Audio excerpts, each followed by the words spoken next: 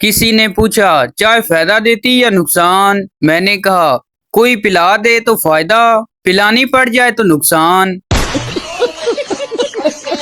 Welcome to my YouTube channel. दोस्तों आज की वीडियो में आपको इतने फनी लतीफे सुनाए जाएंगे जिनको सुनने के बाद आप हंस हंस कर पागल हो जाओगे। अर्ज किया है नाकाम हो जाती है मेरी सारी नाराजगी तेरे सामने, न जाने कहां से सीखा है तुमने ये टिंडे जैसा मुंह बनाना। बबलू बोला यार डॉक्टर लोग ऑपरेशन करते वक्त मरीज को बेहोश क्यों करते हैं। पप्पू बोला इसलिए कि मरीज ऑपरेशन करना ना सीख ले। कौन है ये लोग, कहां से आते हैं ये? पहले लोगों को गुस्सा आता था तो अपने आप को कमरे में बंद कर लेते थे, आजकल व्हाट्सएप की डीपी हटा लेते हैं। जब बाप बच्चे को प्यार से हवा में उछालता तो बच्चा बिल्कुल मुतमिन होता है, क्योंकि उसे पता है कि नीचे उसके अब्बू हैं, कामरान अकमल नहीं।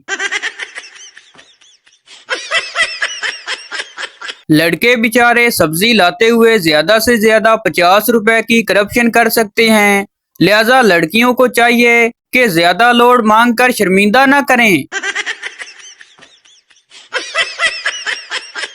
औरतों की अक्सरियत ने औरतों का आलमी दिन मनाने से ये कहकर इनकार कर दिया कि औरत होगी तेरी माँ, मैं तो अभी लड़की हूँ।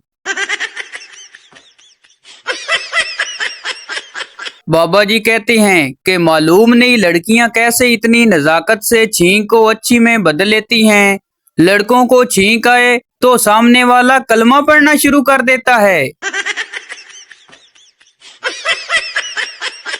कुछ लोग बीमार होते हैं, मेडिसिन लेने की बजाय स्टेटस लगाते हैं। पाकिस्तान में पाए जाने वाले कौवे वो कौवे हैं जिन्हें मालूम होता है कि आज किसके घर मेहमान आने वाले हैं। तुझ पर मूली गाजर का नूर बरसे, तेरी चाहत को आलू टमाटर तरसे, खुदा करे तेरी जिंदगी में इतने करेले आए तू टिंडे खाने को तरसे। लड़की बोली बाबा जी कोई चंगी जई मात दो। बाबा जी बोले पुत्र नकाब करके आया कर, तेनू वेख के मेरी अपनी मत वज जाती है। पप्पू अपने बाप से बड़े प्यार से बोला अब्बा जी आजकल शादियां बहुत हो रही हैं, हर कोई शादी कर रहा है। अब्बा जी ने घूर कर देखा और पूछा तो पप्पू बोला कुछ नहीं, मैं सोच रहा था चावलों का कारोबार शुरू कर दूं, बहुत फायदा होगा। टीचर बोली रियाजी के 10वें चैप्टर की तैयारी कर ली क्लास? जी मैम कर ली। टीचर बोली कान पकड़ लो सारे, 9 चैप्टर 10वां कहाँ से आया? सरदार बेगम से बोला हमारे बेटे ने लाल बैग खा लिया है। बेगम चिल्लाते हुए बोली जाओ जल्दी से डॉक्टर को बुलाओ। सरदार ने कहा फिक्र मत करो, मैं खुद ही डॉक्टर हूँ, मैंने उसे कीड़े मारने की दवाई पिला दी है। एक लड़की नकाब करके एक सड़क के किनारे खड़ी थी। थोड़ी देर बाद एक आदमी मोटरसाइकिल पर आया और लड़की से बोला हाय जाने मन चलेगी क्या? लड़की ने अपना नकाब उतारा और बोली पापा ये मैं हूँ। जज चोर से कहने लगा तुमने चोरी बड़ी होशियारी और चालाकी से की है। चोर बोला बहुत शुक्रिया जनाब, इतनी तारीफ करके शर्मिंदा न करें। एक मालिक नौकर से कहने लगा मुझे शाम 5 बजे जगा देना। नौकर बोला हुजूर 5 बज चुके हैं। मालिक बोला अबे कम वक्त मेरी शक्ल क्या देख रहा है, अब जगा भी दे। सरदार बोला यार आज तो हद हो गई, बस मैं अपनी बीवी को तलाक दे के ही रहूंगा। दोस्त ने पूछा क्यों, आखिर क्या हुआ? सरदार बोला कल रात मैंने ख्वाब देखा वो सलमान खान से प्यार कर रही थी। दोस्त ने कहा मगर वो तो सिर्फ ख्वाब था। सरदार ने कहा, हाँ अगर वो मेरे ख्वाब में ये हरकत कर सकती है तो अपने ख्वाब में पता नहीं क्या क्या करती होगी। एक शोर अपनी बीवी से कहने लगा, आज घर बहुत साफ सुथरा दिखाई दे रहा है, तुम्हारा व्हाट्सएप बंद है क्या? बीवी बोली, अरे नहीं जी, मेरा चार्जर नहीं मिल रहा था, ढूंढते ढूंढते सफाई हो गई। एक मोहल्ले में जापानी खिलौनों की नई दुकान खुली। एक बाप अपने बच्चे को खिलौने दिलाने गया। बच्चा जिद करने लगा, मैं वही गुड्डा लूंगा जो कोने में रखा है।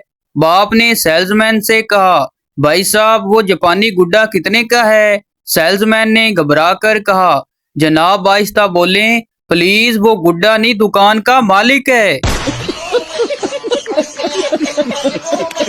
एक दोस्त दूसरे से कहने लगा, समझ में नहीं आता कि शायद इतनी जबरदस्त दौड़ कैसे जीत ली। दूसरा दोस्त बोला, इसके बाप ने कहा था अगर वो दौड़ ना जीत सका तो उसे नहाना पड़ेगा।